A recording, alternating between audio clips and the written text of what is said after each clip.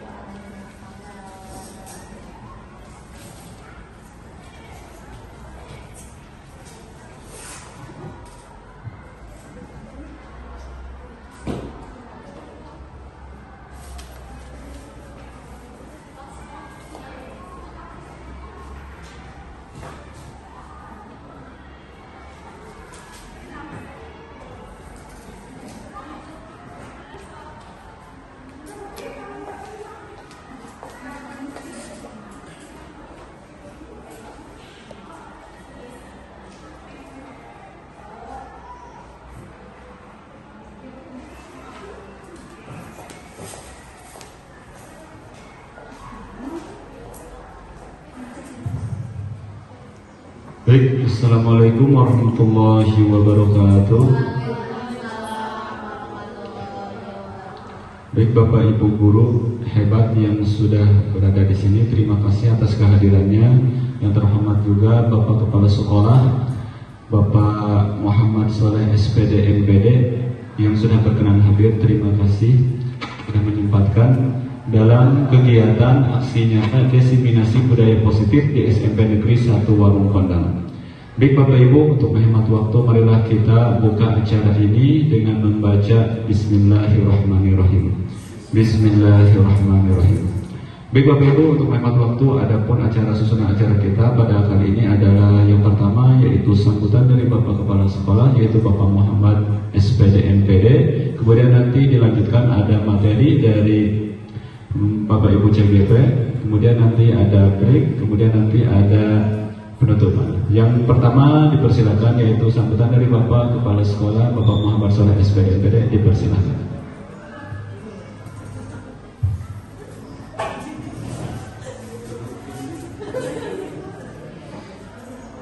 Bismillahirrahmanirrahim. Assalamualaikum warahmatullahi wabarakatuh.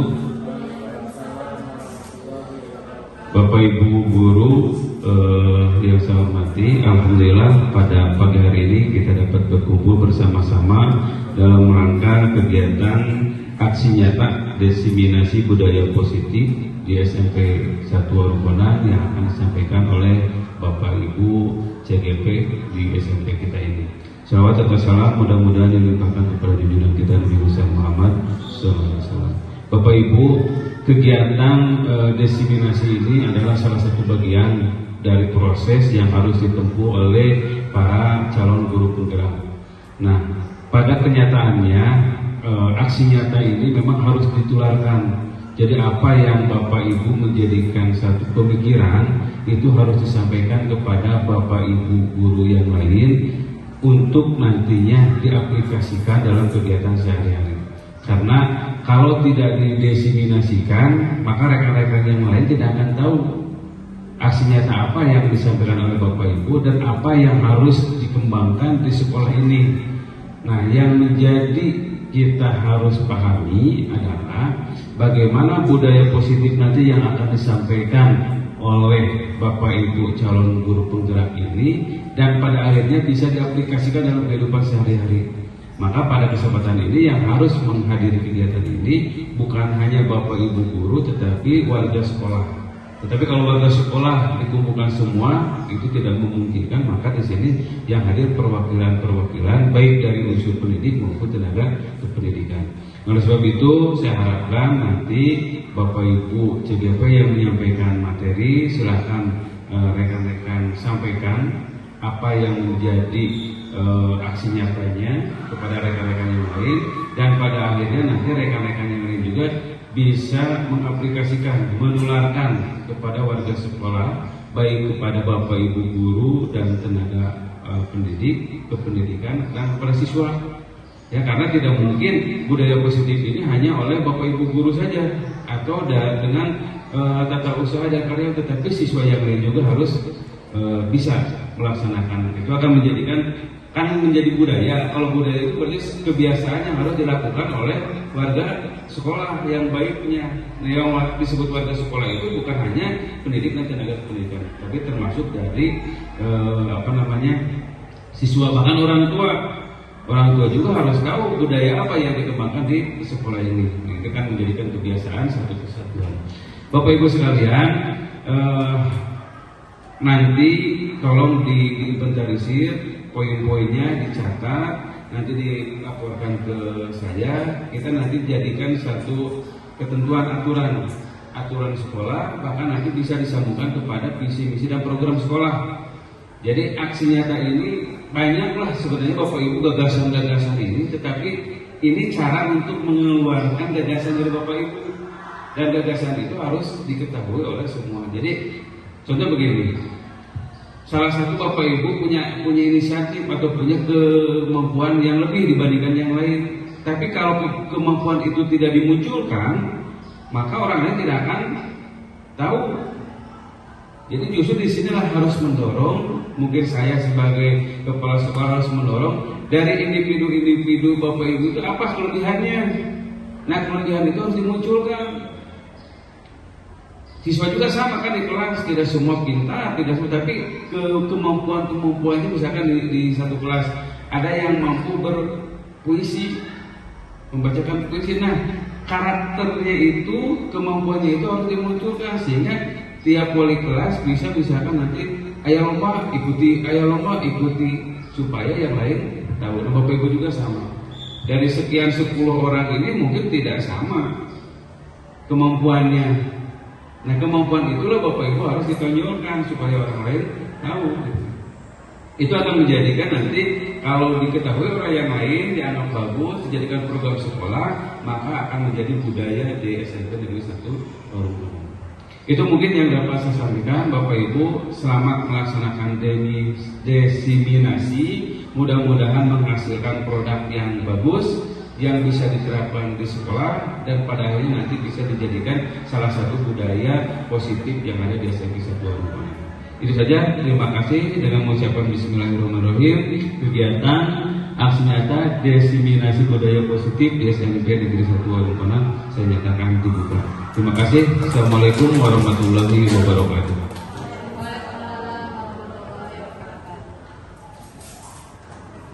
Terima kasih kepada Bapak Sekolah yang telah memberikan sambutannya hari ini. Alhamdulillah luar biasa sekali ya. Ini memberikan motivasi atau satu kebahagiaan buat kita semua. Untuk acara berikutnya yaitu pemaparan dari Bu Siti Anissa Wijayanti tentang aksi nyatanya diseminasi budaya positif. Kepadanya diserahkan.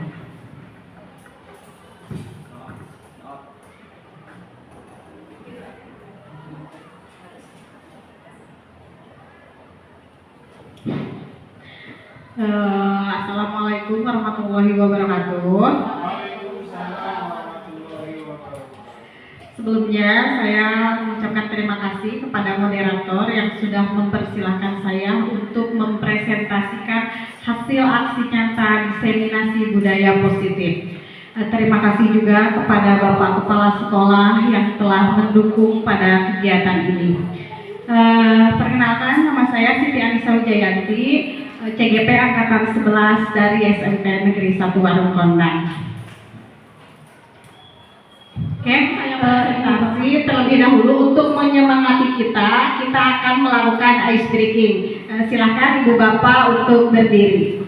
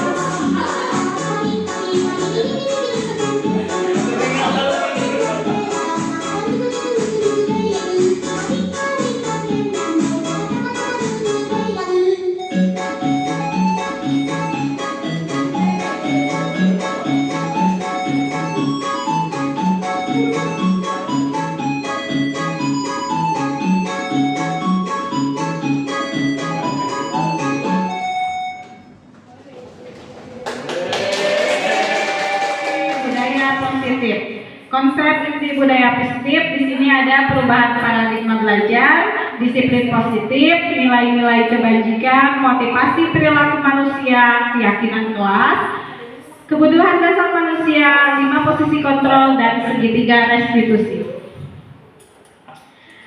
Perubahan paradigma belajar. Nah, perubahan paradigma belajar ini dengan paradigma merupakan pembelajaran yang dirancang berdasarkan prinsip pembelajaran berdiferensiasi sehingga para murid belajar sesuai dengan kebutuhannya berdasarkan tahap perkembangan sesuai dengan teori psikologi modern untuk mewujudkan profil pelajar Pancasila. Apakah Ibu Bapak sudah mengetahui profil pelajar Pancasila? Sudah, pasti sudah, karena Ibu Bapak merupakan Ibu Bapak guru hebat. Oke, kita lanjut saja ya. Profil pelajar Pancasila itu apa?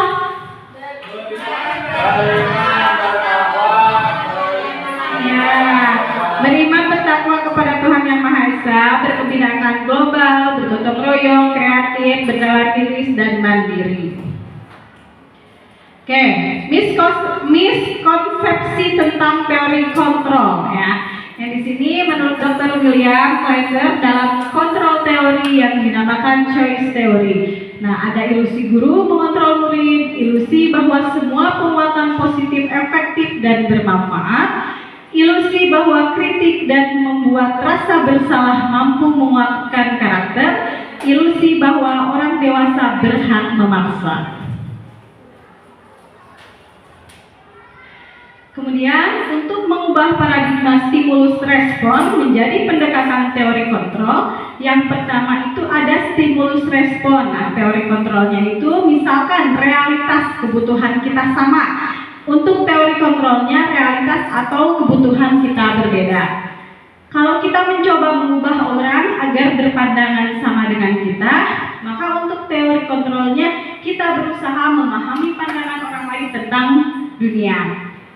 Kemudian stimulus respon. Nah, ini perilaku buruk dilihat sebagai suatu kesalahan. Untuk teori kontrolnya semua perilaku memiliki tujuan. Oke, lanjut ya. Nah, di sini ada disiplin positif. Disiplin positif berasal dari kata disiplina yang artinya belajar. Nah, disiplin positif mengacu pada disiplin diri yang memiliki tanggung jawab terhadap apa yang dilakukan berdasarkan nilai-nilai yang diyakininya. Disiplin positif merupakan salah satu cara penerapan disiplin yang bertujuan untuk menumbuhkan kesadaran serta memberdayakan peserta didik tanpa imbalan penghargaan atau reward, ancaman atau hukuman. Disiplin positif adalah perilaku atau sikap yang meyakini nilai-nilai kebajikan diterapkan dalam kehidupan sehari-hari. Nilai-nilai kebajikan adalah sifat positif manusia yang merupakan tujuan mulia yang ingin dicapai setiap individu.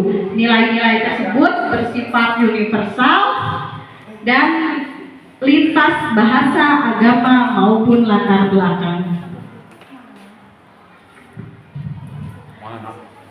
Nilai-nilai kebajikan. Nah, di sini ada contoh nilai kebajikan institusi atau organisasi. Yang pertama itu ada profil pelajar Pancasila, misalkan beriman dan bertakwa terhadap Tuhan Yang Maha Esa dan beralam mulia, berkebinekaan global, gotong royong, mandiri, kreatif, dan bernalar kritis. Untuk IBO atau Primary Yes Program PYP, ini toleransi, rasa hormat, integritas, mandiri, menghargai, antusias, empati, keingintahuan, kreativitas, kerjasama, percaya diri, dan komitmen. Kemudian untuk keterampilan hidup atau life skill, ini dapat dipercaya, lurus hati, pendengar, dan yang aktif, tidak merendahkan orang lain, dan memberikan yang terbaik dari diri. Nah, di sini ada motivasi perilaku manusia ya, Ibu Bapak. Yang pertama itu ada hukuman, kemudian penghargaan, dan juga restitusi. Kalau hukuman itu biasanya untuk menghindari ketidaknyamanan apa yang akan terjadi jika saya tidak melakukannya. Itu motivasinya muncul dari motivasi ekstrinsik. Nah, sama juga dengan penghargaan. Ini biasanya untuk mendapatkan imbalan dari orang lain. Apa yang akan saya dapatkan jika saya melakukannya? Sama, ini juga motivasinya timbul dari motivasi ekstrinsik. Kemudian ada motivasi intrinsik, tujuan disiplin positif, yaitu dinamakan dengan restitusi, yaitu untuk menghargai diri sendiri.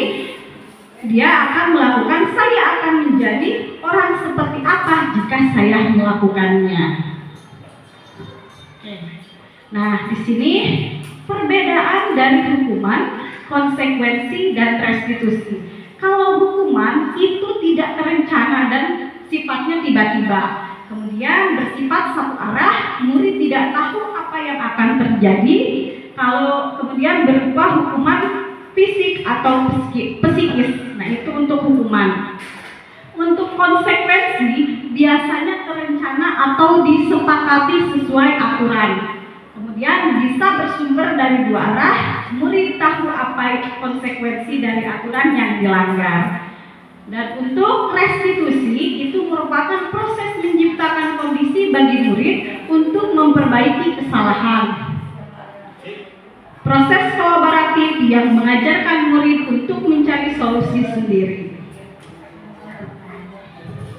Nah, di sini ada beberapa contoh dari hukuman atau konsekuensi. Misalkan ada lari mengelilingi lapangan basket 2 kali karena terlambat hadir di sekolah. Nah, kemudian ada membersihkan coretan yang dibuatnya di meja tulis. Kemudian ada murid meminta untuk push up 15 kali karena tidak menggunakan masker ke sekolah. Oke, yang pertama ada lari mengelilingi lapangan 2 kali karena terlambat hadir di sekolah. Itu dinamakan dengan hukuman, konsekuensi, atau restitusi, Ibu Bapak? Hukuman. Kenapa bisa disebut dengan hukuman? Supaya si anak tersebut itu berhenti dari perilaku yang tidak baiknya. Oke, terima kasih Ibu. Kemudian untuk membersihkan coretan yang dibuatnya di meja tulis, itu merupakan hukuman apa konsekuensi? Konsekuensi. Konsekuensi dari perbuatannya. Berarti Ibu Bapak sudah tahu ya mana itu hukuman dan mana itu konsekuensi. Oke, bisa lanjut. Nah, di sini ada perbedaan hukuman dan konsekuensi ternyata ya. Nah, identitas gagal, identitas sukses. Untuk hukuman, misalkan sesuatu yang menyakitkan dan harus terjadi, itu tidak nyaman untuk murid atau anak untuk jangka waktu panjang. Kalau disiplin, itu ada konsekuensi, ada juga restitusi. Nah, untuk konsekuensi itu sesuatu harus terjadi. Untuk restitusi itu restitusi merupakan pilihan. Bisa juga kalau anaknya tidak nyaman untuk murid atau anak untuk jangka waktu yang pendek. Nah, itu konsekuensinya kalau di identitas sukses. Kemudian untuk restitusinya menguatkan untuk murid dan anak dalam jangka waktu yang panjang. Oke, Ibu Bapak, dari tadi penjelasan yang sudah saya bahas tentang hukuman dan konsekuensi. Kemudian kita di sini ada yang dinamakan dengan keyakinan kelas ya. Mengapa keyakinan kelas bukan peraturan kelas? Jadi Ibu sama Bapak di kelasnya sudah melakukan keyakinan kelas atau belum? Oke, sudah. Kalau Ibu dan Bapak sudah melakukan keyakinan kelas berarti sudah paham apa itu keyakinan ya. Tapi saya akan jelaskan juga tentang keyakinan kelas adalah nilai-nilai kebajikan universal yang disepakati lepas dari latar belakang suku, negara, bahasa maupun agama. Nah, keyakinan kelas ini guru berperan membuat keyakinan kelas bersama murid untuk menumbuh kembangkan perilaku-perilaku baik pada murid demi menciptakan budaya positif.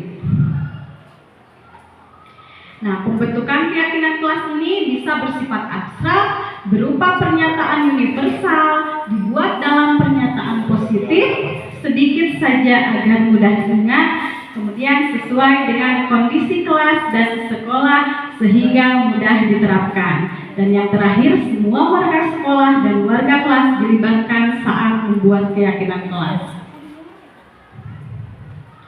Oke, pembentukan keyakinan kelas itu yang pertama bisa berdiskusi ya, memunculkan peraturan-peraturan yang perlu ditaati dengan warga kelas, kemudian mengubah peraturan-peraturan menjadi kalimat yang lebih positif, kemudian menyarikan peraturan-peraturan menjadi nilai kebajikan atau keyakinan. Kemudian berdiskusi mengenai gambaran perilaku mencerminkan keyakinan kelas, kemudian berdiskusi mengenai peran seluruh warga kelas, dan meninjau ulang keyakinan kelas dari waktu ke waktu. Nah, Ibu Bapak, di sini saya membuat sebuah video atau contoh video keyakinan kelas. Silahkan untuk dilihat.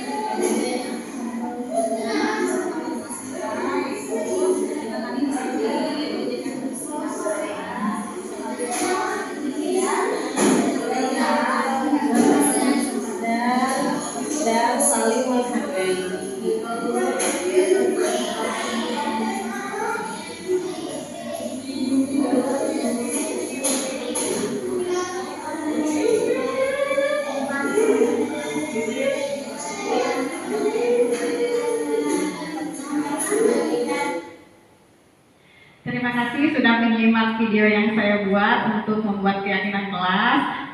Begitulah contohnya. Mungkin ibu bapak yang belum melaksanakan keyakinan kelas dalam kelasnya bisa melihat apa yang saya lakukan. Nah, di sini saya akan menjelaskan juga tentang kebutuhan dasar manusia. Kebutuhan dasar manusia adalah segala sesuatu yang kita lakukan untuk mendapatkan apa yang kita inginkan. Nah, seluruh tindakan yang kita lakukan memiliki tujuan tertentu dan semua usaha terbaik yang kita lakukan adalah dalam rangka kebutuhan dasar kita terpenuhi. Kemudian kebutuhan dasar manusia itu ada 5 ya Ibu Bapak. Yang pertama bisa bertahan hidup, yang kedua kasih sayang, yang ketiga kekuasaan, yang keempat kebebasan, dan yang kelima kesenangan. 5 posisi kontrol guru. Yang pertama ada penghukum, kemudian pembuat merasa bersalah, ada yang menjadi teman, ada yang menjadi pemantau, dan ada juga yang menjadi manajer. Silahkan disimak, ini ada video contoh dari 5 posisi kontrol guru.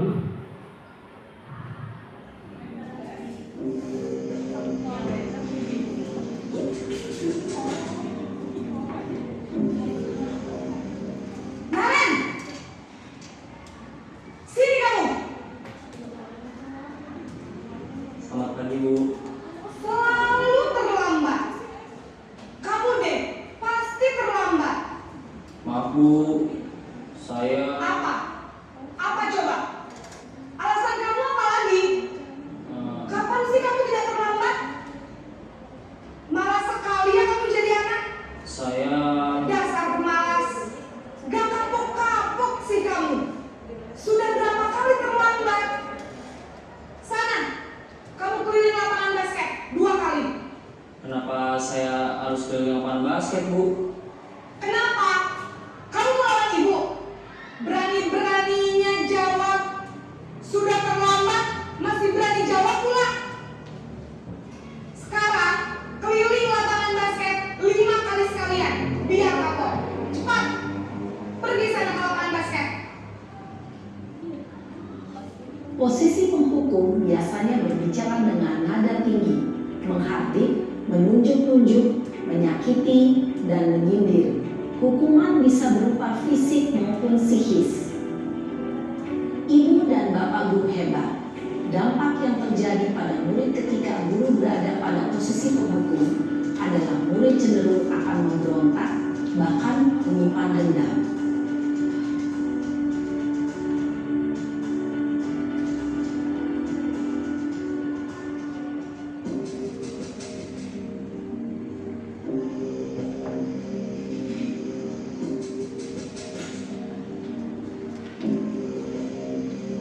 Naren!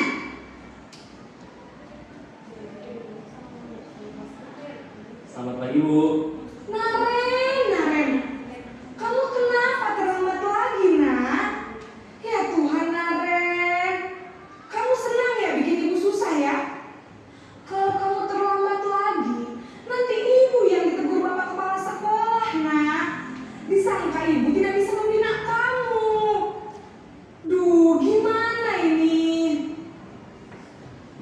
Maaf, Bu. Duh, Gusti Naren.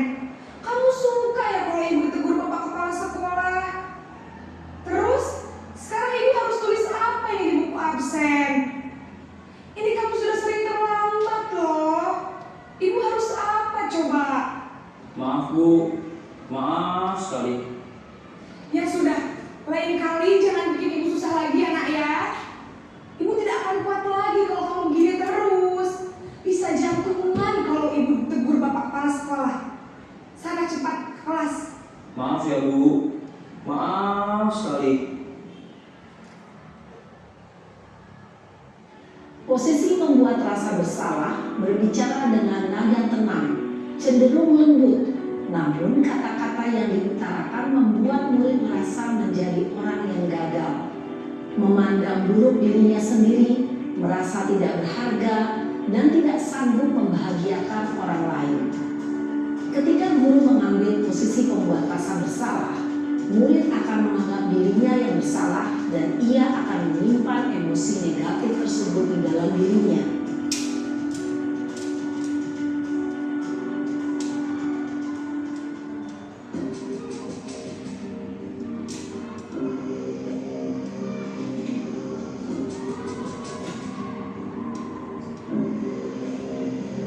Naren,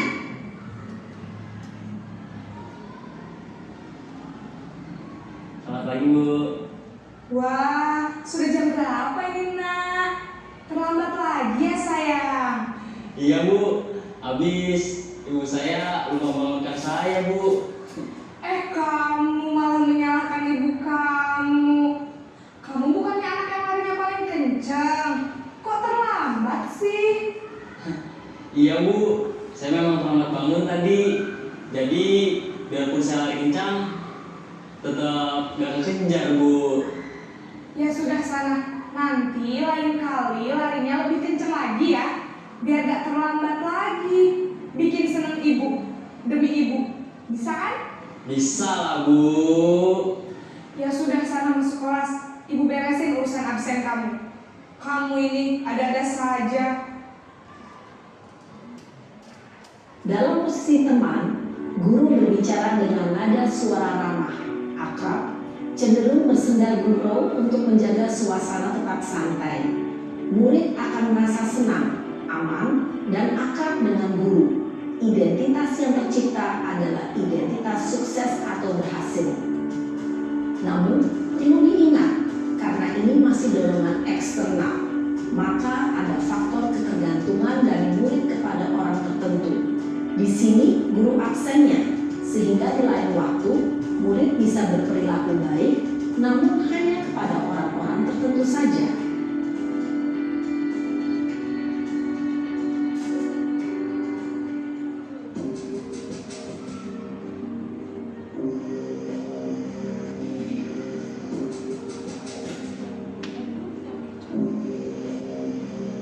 Naren!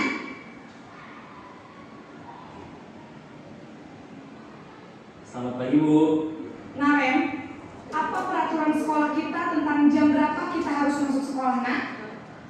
Kita harus di sekolah jam 7 Bu. Iya betul, sekarang sudah jam 7.20. Naren sudah tahu konsekuensinya jika terlambat hadir. Paham Bu. Saya harus tinggal kelas pas jam istirahat selama 20 menit. Iya benar, konsekuensinya demikian. Jadi nanti jam 9.30 pas istirahat, kamu harus tinggal di kelas, kerjakan tugas tambahan untuk ketertinggalan kamu, ya? Baik Bu. Posisi pemantau mengandalkan penghitungan atau data untuk Lanjut ya, di sini ada restitusi. Nah, restitusi. Jadi ketika ada 5 posisi kontrol tersebut, kemudian hadirlah restitusi. Nah, restitusi ini adalah sebuah proses menciptakan kondisi bagi murid untuk bisa memperbaiki kesalahan mereka, sehingga mereka bisa kembali pada kelompok mereka dengan karakter yang kuat.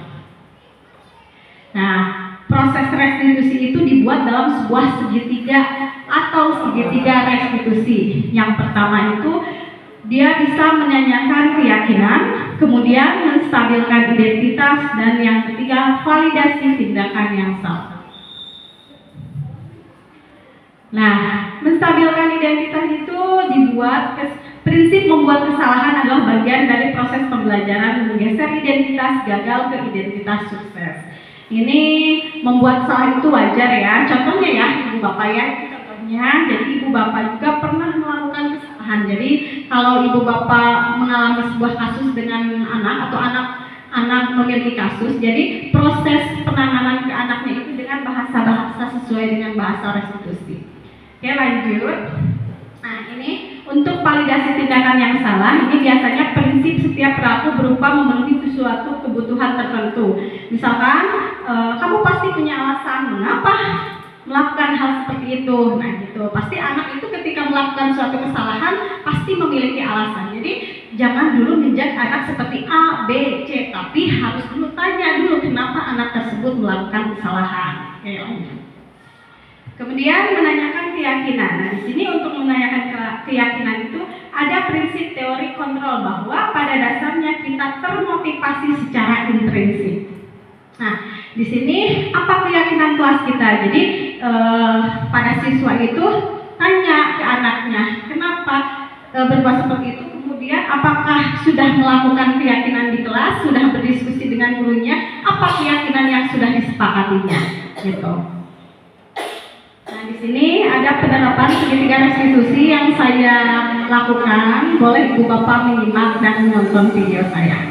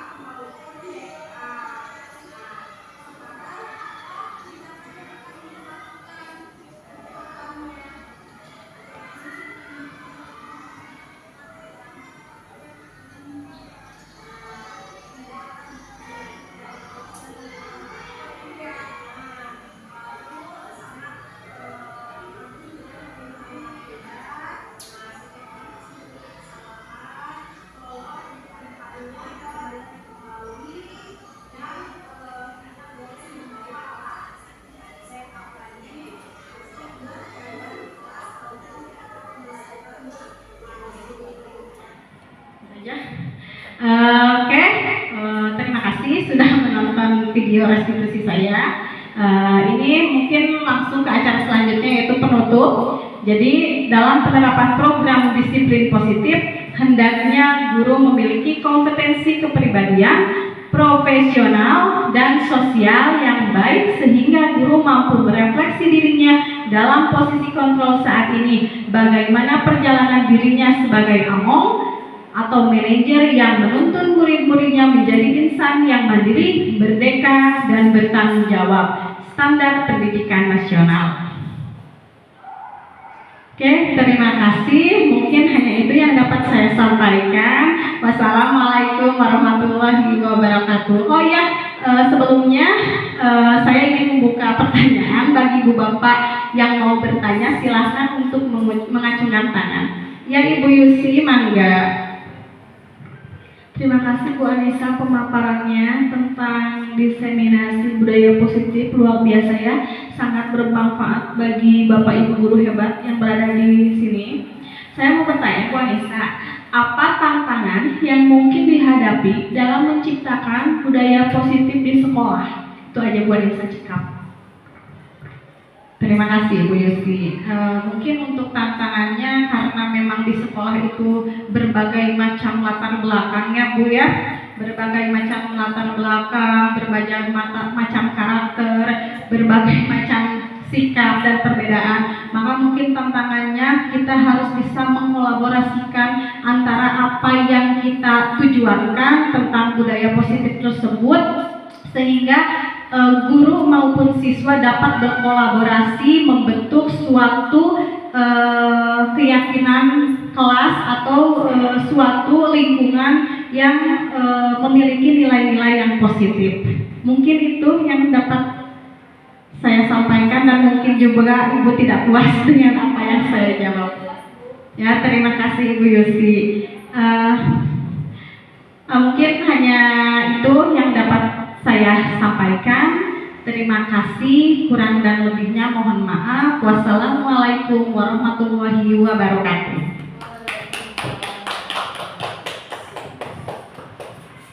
Baik, terima kasih untuk Bu Anissa, luar biasa sekali.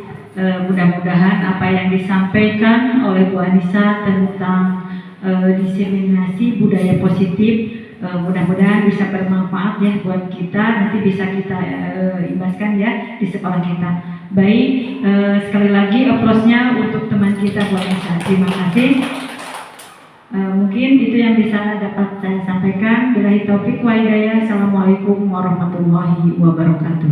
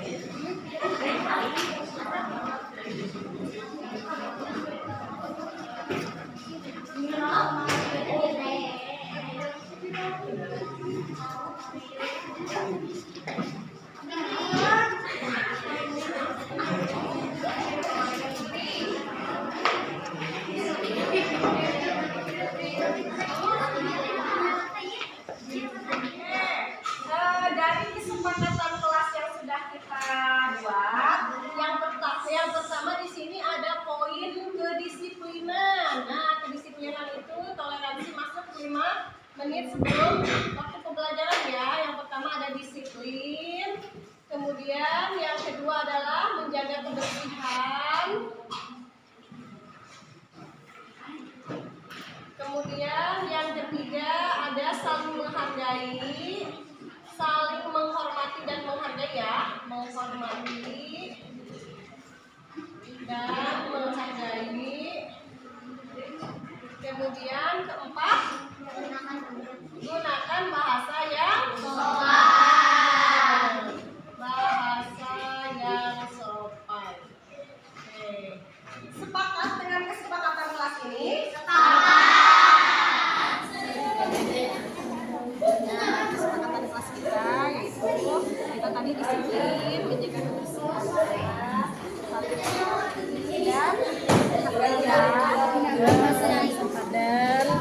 dan saling menghargai.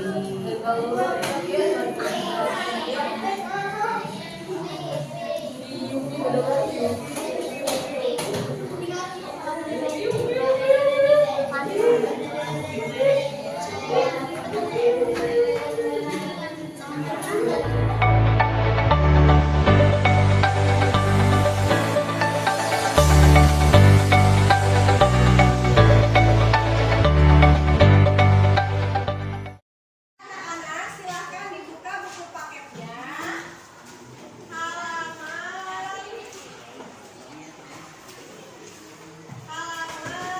46. Ada halaman 46? Ada. Silahkan kerjakan tugas nomor 3. Silahkan kerjakan tugas nomor 3.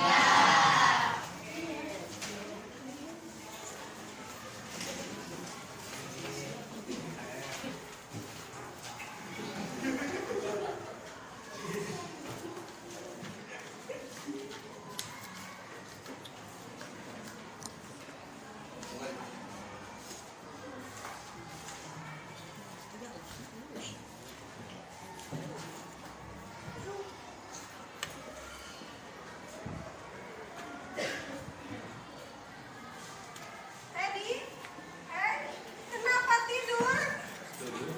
Ya Allah, Teddy sama Nobi kenapa tidur? Tadi kata ibu instruksinya apa? Disuruh mengerjakan tugas. Halaman berapa? Nomor 3.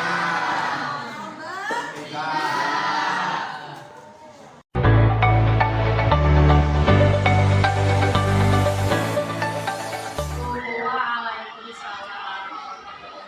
Oke, duduk silahkan.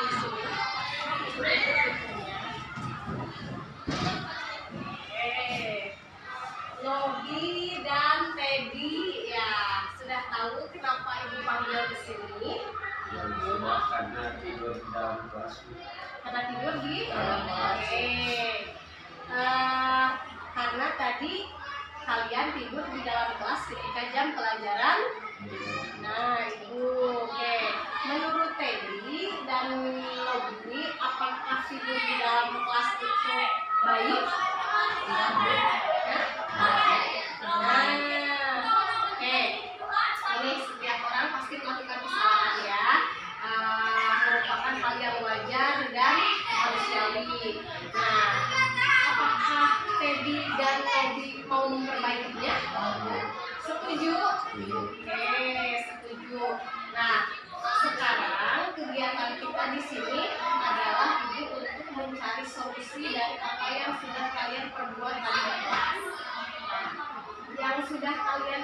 tadi di kelas?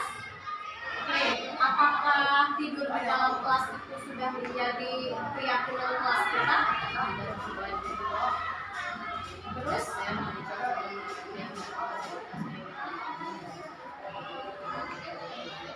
Oke, sikap yang baik ya untuk Teddy dan Robi sudah lakukan. Nah, dengan cara meminta maaf dan tidak akan mengulangi kesalahan yang seperti tadi. Kemudian, kira-kira apa yang bisa Teddy dan Robi lakukan untuk memperbaikinya?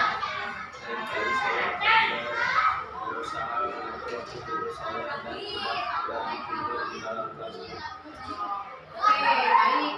Silahkan sekarang kalian kembali ke kelas. Jangan ulang lagi kesalahan yang seperti tadi. Silahkan untuk kembali ke kelas.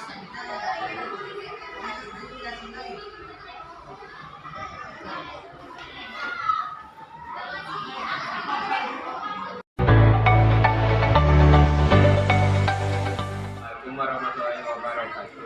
Perkenalkan, nama saya Teddy Artiawan dari kelas 9 dan teman saya. Terima kasih Bu Anissa, saya merasa senang Ibu ajak diskusi untuk menemukan solusi atas kesalahan saya yang saya lakukan. Saya akan lebih mengatur kegiatan saya agar tidak lagi tertidur di dalam kelas. Wassalamualaikum warahmatullahi wabarakatuh.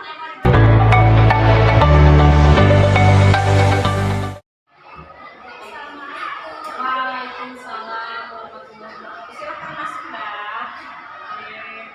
Sehat, Indah. Oke. Indah tahu kenapa Ibu panggil Indah ke sini? Tidak tahu. Oke. Tadi Ibu kan ada jam pelajaran di kelas Indah. Nah, Ibu setelah Ibu perhatikan tadi Indah di dalam kelas itu hanya bercermin saja dan tidak memperhatikan pelajaran Ibu. Ibu tanya, kenapa Indah seperti itu?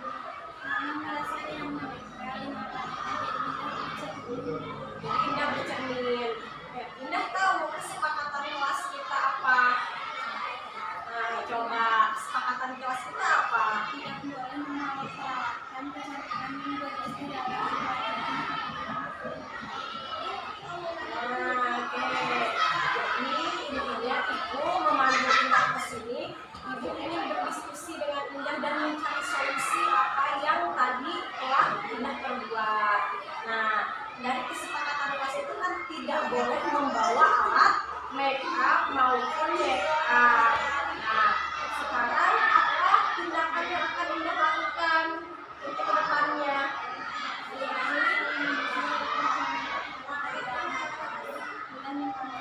Nah, tidak akan bercanda lagi di dalam kelas dan meminta maaf kepada Ibu ya. Nah, Ibu sangat kagum dengan permintaan maaf Indah. Nah, setiap orang pasti memiliki kesalahan. Tolong untuk kedepannya diperbaiki kembali dan tidak boleh membawa alat make up lagi untuk berdandan di kelas maupun ketika pembelajaran berlangsung. Sekarang Indah boleh kembali lagi ke kelas. Silakan untuk kembali ke kelas.